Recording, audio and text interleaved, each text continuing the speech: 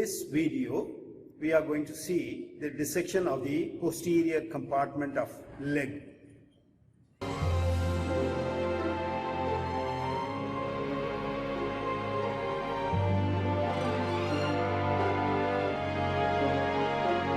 Make a midline insertion at the back of leg up to the prominence of the heel, and continue the insertion laterally below the malleolus and medially below the malleolus. Reflect the skin flaps medially and laterally to see the superficial structures, the cutaneous nerves and the superficial veins.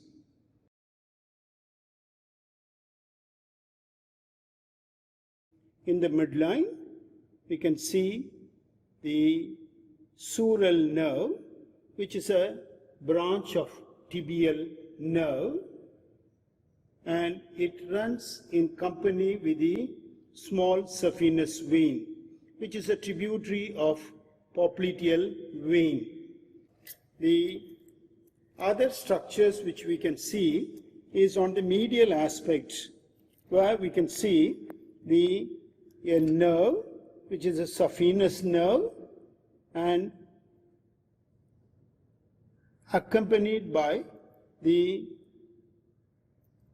long or great saphenous vein. And here is a deep fascia. This deep fascia we will remove to see the muscles of the posterior compartment of the leg. Now we have made a longitudinal cut through the deep fascia and reflected the deep fascia also to expose the superficial muscles of the back of leg. And you can see from the deep surface of the deep fascia, you can see a transverse septum going between the superficial muscles and the deep muscles which are anterior to it. The superficial muscles are, you have the gastrocnemius muscle. This is we have seen the two heads of the gastrocnemius. This is the medial head of the gastrocnemius. This is the lateral head of the gastrocnemius. And the medial head takes origin from the popliteal surface just above the medial condyle of the femur. And here you can see this is the medial condyle, this is the lateral condyle, and this is the popliteal surface of the femur. And the medial head takes origin from the lower part of the popliteal surface above the medial condyle here. And the lateral head takes origin from the lateral condyle and also from the inferior part of the lateral supracondylar line. It's from here. And the two heads converge inferiorly and form a big belly, which becomes tendinous in the lower part, and this tendon, along with the tendon of the soleus muscle, which is deeper to it, forms the tendocalcaneus. This tendocalcaneus is the strongest tendon of the body, and it is inserted into the posterior surface of the calcaneum. This is the posterior surface. The middle part shows a smooth area. The tendocalcaneus is inserted here, and this part is related to the fibrofatty tissue, and of course the lower part will be the calcanean tuberosity, which becomes continuous with the lower plantar surface. So the tendocalcaneus is inserted into this smooth middle part of the posterior surface of the calcaneum. The gastrocnemius is a plantar flexor, and we have seen the two heads are supplied by branches from the tibial nerve. This is a muscular branch to the medial head, here is a muscular branch of the lateral head.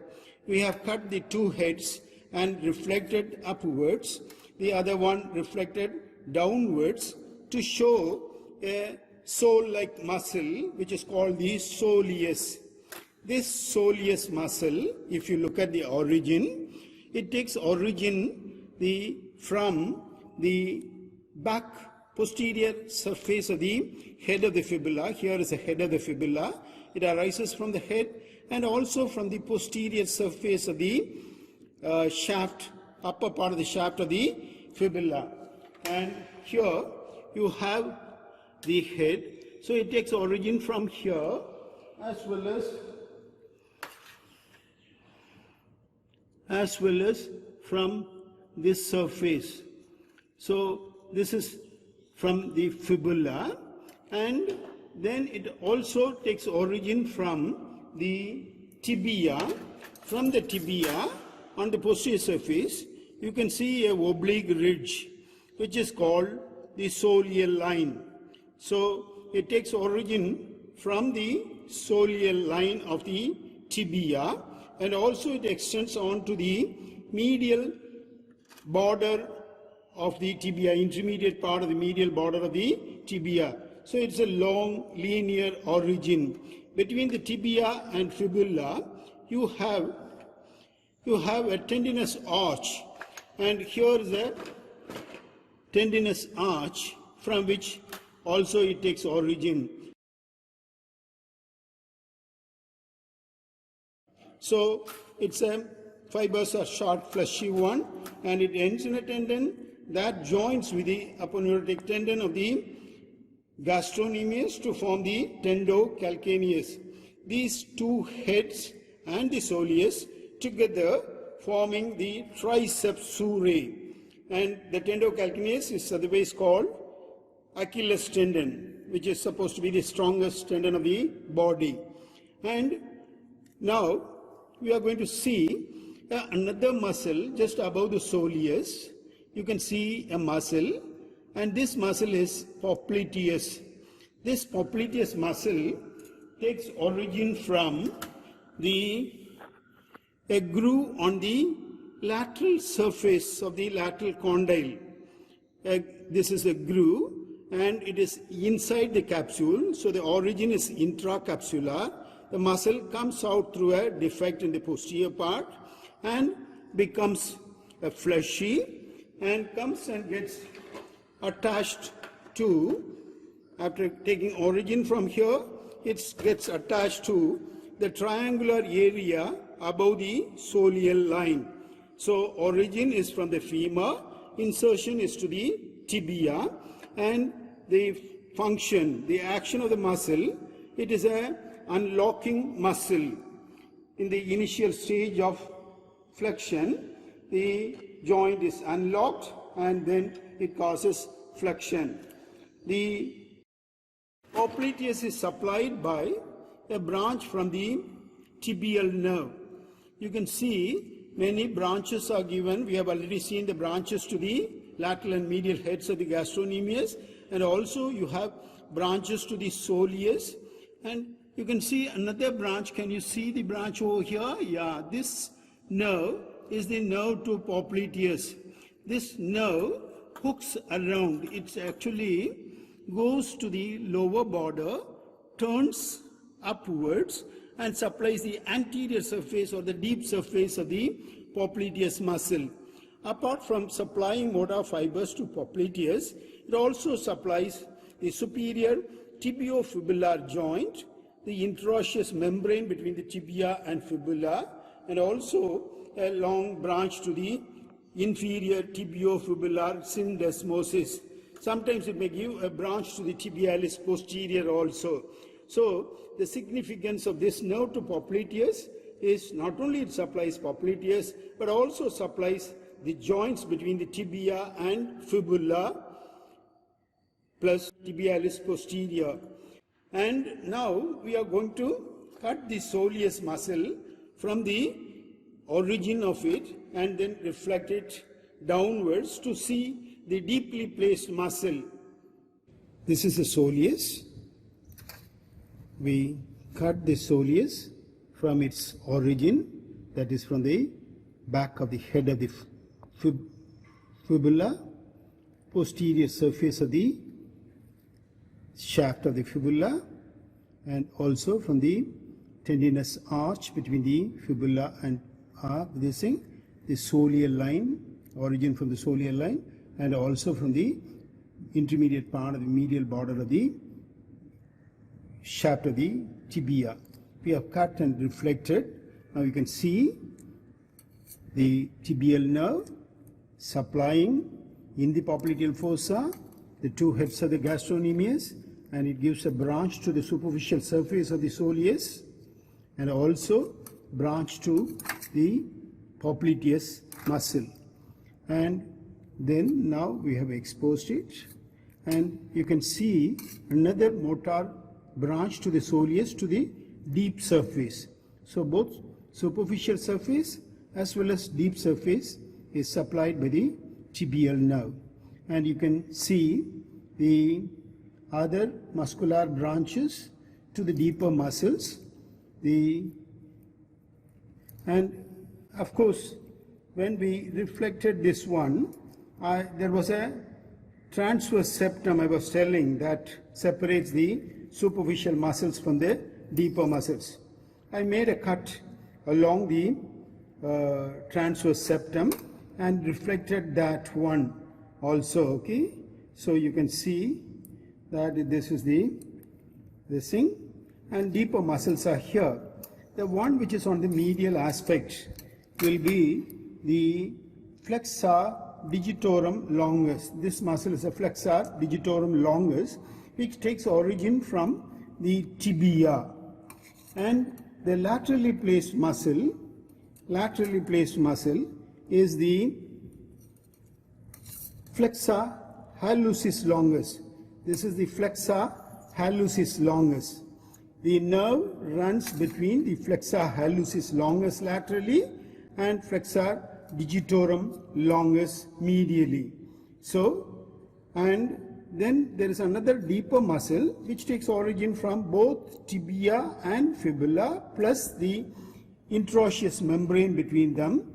That is the tibialis posterior muscle. And you can see the tendon coming here. This is the tibialis posterior tendon, and it is being crossed by the tendon of the flexor digitorum longus at the ankle region. Right? Now, so this is the tibial nerve supplying the digitorum longus, branch to the digitorum longus, motor branch to the hallucis, and also to the tibialis posterior muscle, tibialis posterior. Right. Now let's see the artery. We have seen the terminate. This is the popliteal vein. Here is the popliteal artery. This is the popliteus muscle, and at the lower border of the popliteus muscle, the popliteal artery divides into its terminal branches. Namely, this is the posterior tibial artery.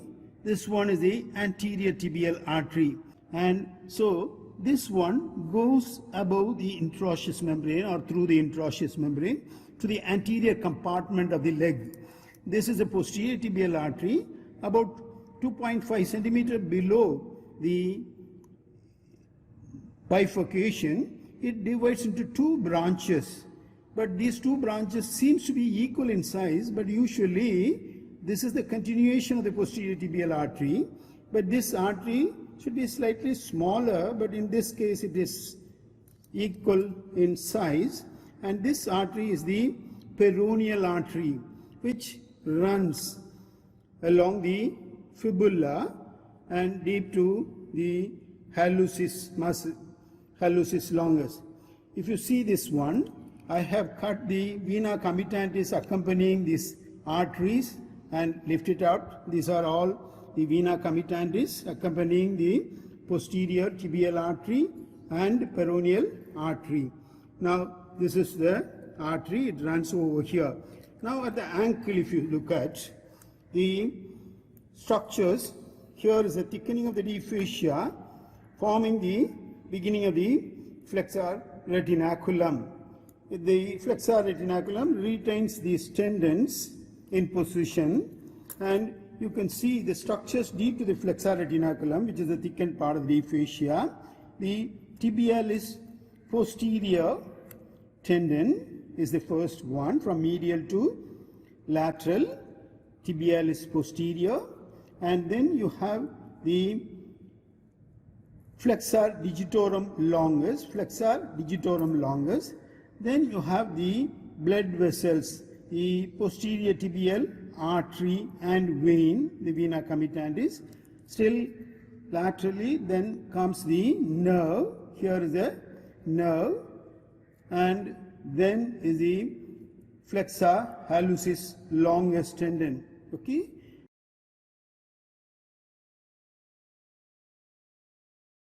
These are the arrangement of the structures deep to the flexor retinaculum.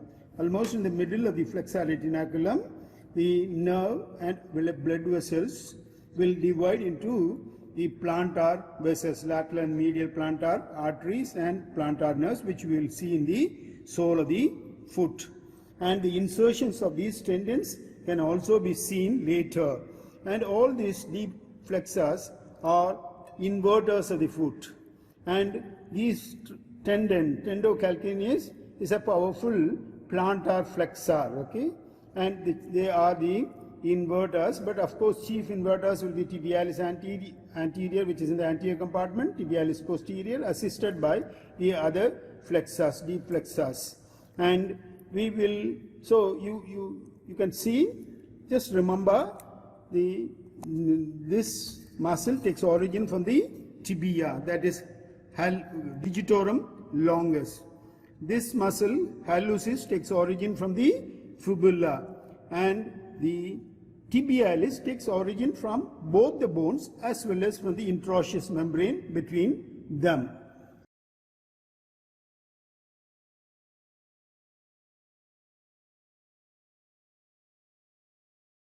And with this, we come to the end of the posterior compartment of leg. Thank you.